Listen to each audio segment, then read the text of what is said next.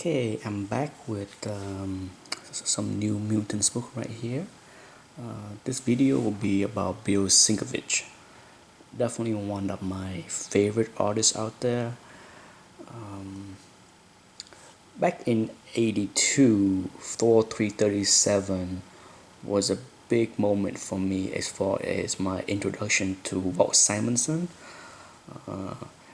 But from that point on, from '82 through '84,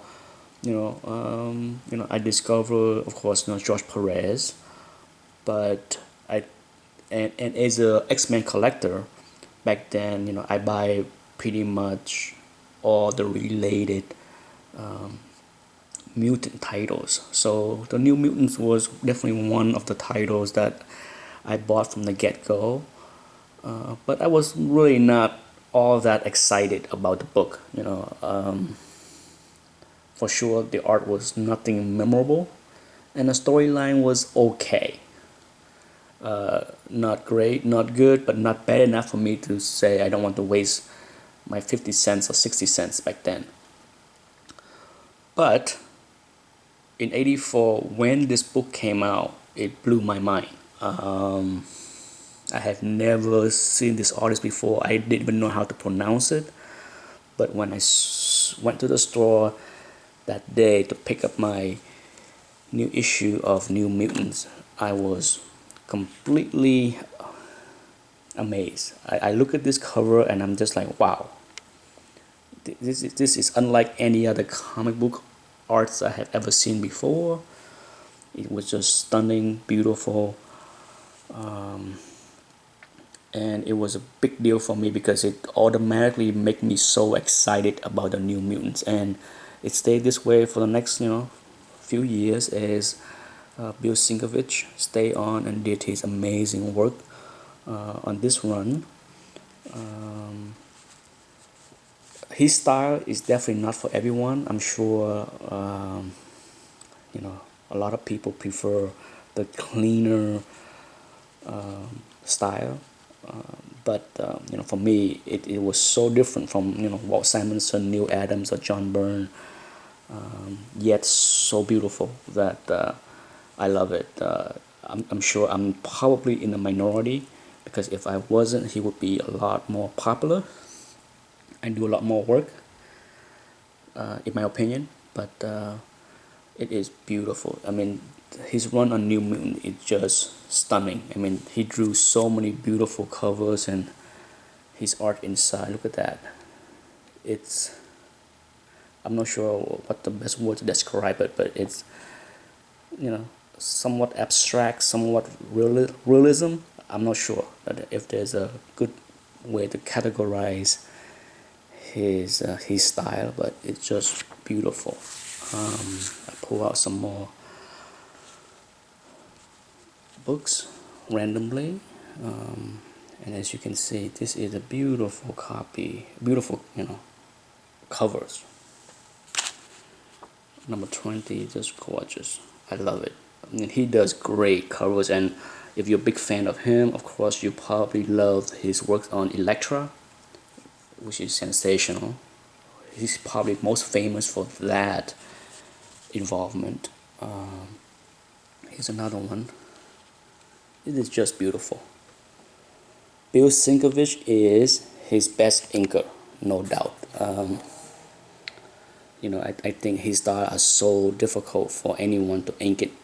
It would not do justice to his pencil to have someone butcher the way he drew or draws. This is one of my favorite. It is beautiful, whimsical.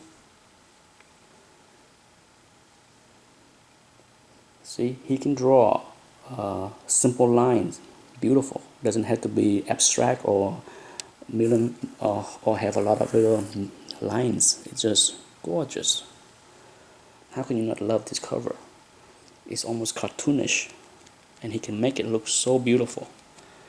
So naturally, after I fall in love with Bill Sienkiewicz and his style, I went back and find his older work, and to my surprise, how much he evolved. If you're familiar with Moon Knight, of course, look at this cover. Definitely not ink by him. He has, as many have mentioned, he was Neil Adams clones. It's a little bit. I don't think it's that close to Neil Adams. I think if you talk about Neil Adams clones, someone like Mike Grell is a better comparison. But I think, look at this, beautiful splash, gorgeous.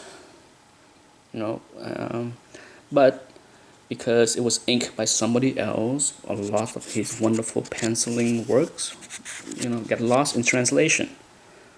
If you look through the first 10 issues or so of Moon Knight, you will find that it was inked by a lot of different people, from Klaus Janson to other people. Klaus Janson is fantastic with Frank Miller. His style fit Frank Miller perfectly, but it was not a good fit for Bill Sienkiewicz. So, even at in the early issue like 5 or 6 or 7 or 8, when Bill did his own penciling on the covers, you can start to see his style evolve.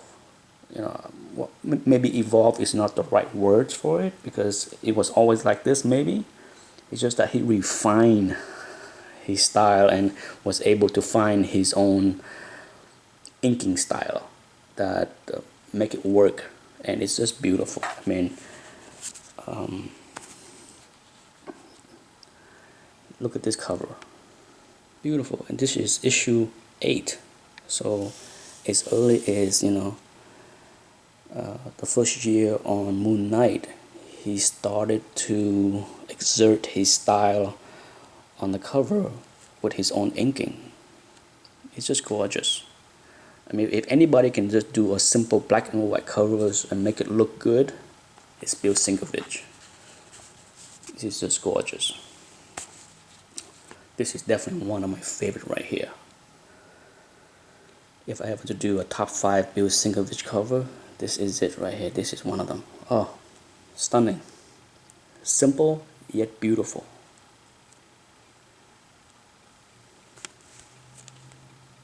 And inside it's just gorgeous also. This is, he's inking this issue himself.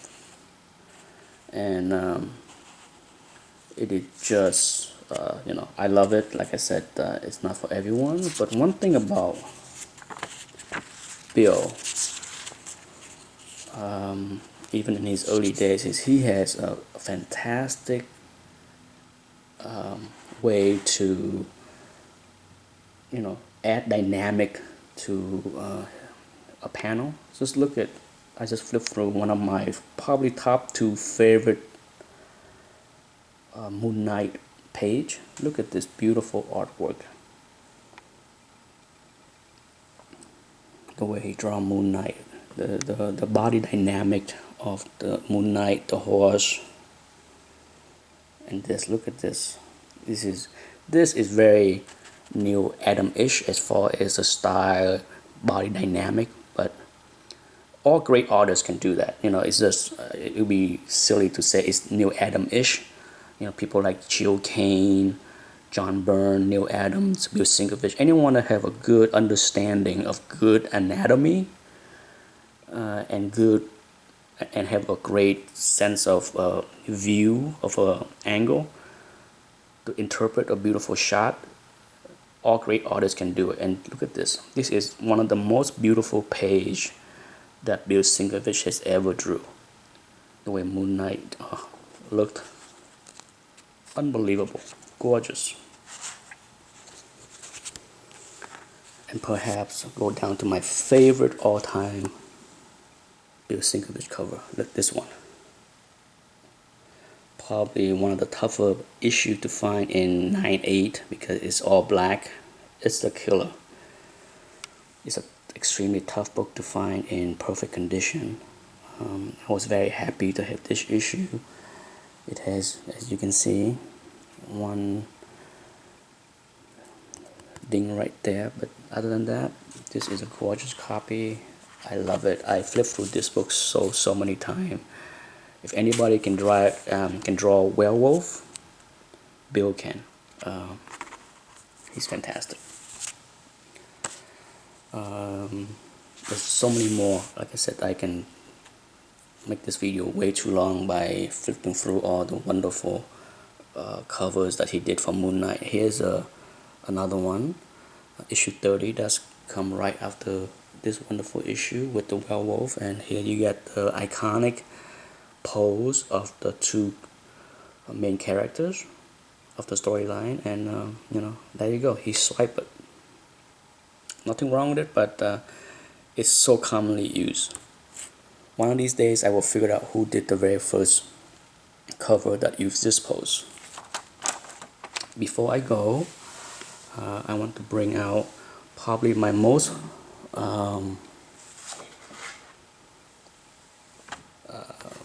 I wouldn't say desirable, but the most treasure Bill Sienkiewicz item I have right here. I was lucky enough to have someone that was willing to stand in line for me at a convention back in 2010 to get me a sketch. And for a long time I thought about what to get. As you can see, on eBay or on many other websites, he drew Elektra a million times. It's most commonly asked character for him to sketch at convention. So when I was able to find someone that can do this for me and request a sketch for me, naturally I go for one of my favorite characters. So I say, can he draw a Wolverine for me?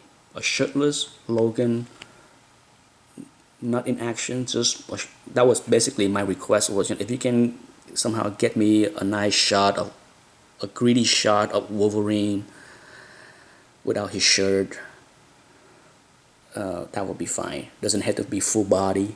So when this was done and I got it, I was floored on how gorgeous it was.